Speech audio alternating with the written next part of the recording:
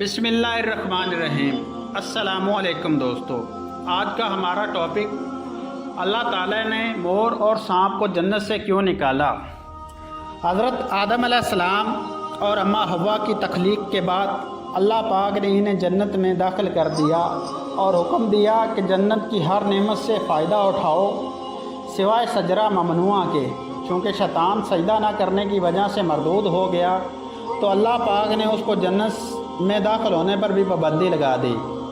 سانپ اور مور جنت سے آئے ہوئے جانور ہیں۔ جنت میں گھومنے پھرنے اور کھانے پینے کو بہت کچھ تھا، لیکن جنت میں اکیلے اور تنہا ہونے کی وجہ سے حضرت آدم علیہ السلام اداس رہتے، تو اللہ تعالیٰ نے حضرت آدم علیہ السلام کی بائیں پسلی سے بی بی حوا کو پیدا کیا، اور یوں حضرت آدم علیہ السلام بی بی حوا کا ساتھ پا کر خوش ہو گئے اور وہ دونوں جنت میں خوش رہنے لگے۔ جبکہ شیطان چاہتا تھا کہ میں کسی نہ کسی طرح حضرت آدم علیہ السلام اور اماں حوا کے دل میں کوئی ایسا وسوسہ ڈالوں جس کی وجہ سے وہ جنت میں رہ کر کوئی ایسا کام کریں جس کی وجہ سے اللہ تعالیٰ ان دونوں سے ناراض ہو کر ان کو بھی جنت سے نکال دے۔ شیطان کو اس بات کے بارے میں علم ہوا کہ اللہ تعالیٰ نے آدم علیہ السلام کو ہر قسم کا پھل اور اناج کھانے کی اجازت دے رکھی ہے، لیکن خدا نے ان کو گندم کھانے سے سختی سے منع فرمایا۔ شیطان 3 سال تک جنت کے دروازے پر بیٹھا رہا کہ کوئی بھی جنت سے باہر آئے تو شیطان اس سے بات کر کے جنت میں داخل ہو جائے۔ ایک دن مور جنت کے دروازے سے باہر آیا۔ شیطان اس کو دیکھ کر بہت ہی خوش ہوا اور اس کو کہنے لگا کہ تم تو بہت ہی خوبصورت ہو۔ شیطان نے اس پرندے سے پوچھا کہ تم کون ہو جو اتنی خوبصورتی رکھتے ہو؟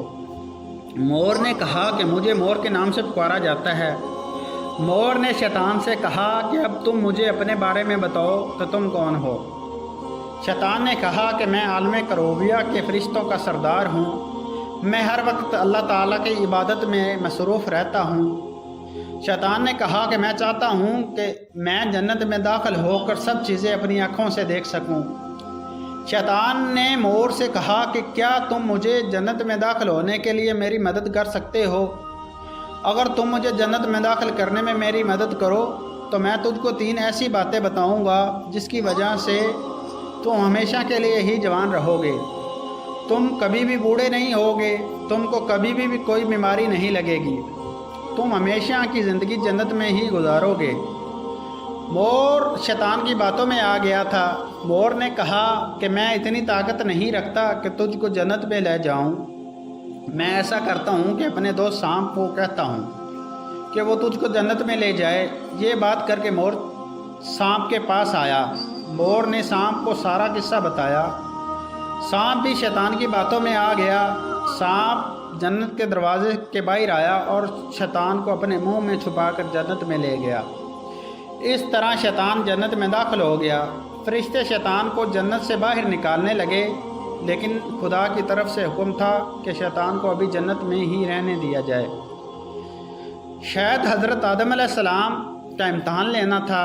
شیطان آدم علیہ السلام اور اماں حوا کے پاس جا کر ان سے پیار و محبت کی باتیں کرنے لگا۔ حضرت آدم علیہ السلام اور اماں حوا کے روپ کو شیطان کے روپ کے بارے میں علم نہ ہو سکا کہ یہ شیطان ہے۔ شیطان نے دونوں کو کہا کہ میں چاہتا ہوں کہ تم دونوں ہی ہمیشہ جنت میں اسی طرح ہنسی خوشی زندگی گزارتے رہے۔ حضرت آدم علیہ السلام شیطان کی باتوں کو بڑے غور سے سن رہے تھے۔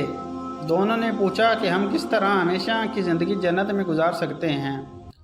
شیطان نے کہا کہ اگر تم دونوں گندم کے اناج کو چکھ لو تو تم ہمیشہ ہی زندگی جنت میں خوش باز زندگی گزار سکتے ہو۔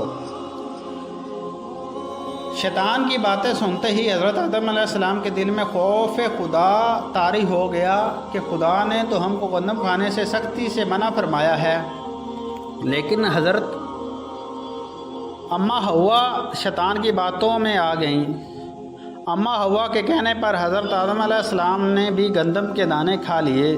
گندم کے دانے کھاتے ہی اللہ تعالیٰ نے حکم دیا کہ ان دونوں کو زمین پر الگ الگ مقام پر اتار دیا جائے، تو اللہ تعالیٰ کے حکم سے فرشتوں نے دونوں کو زمین پر اتار دیا۔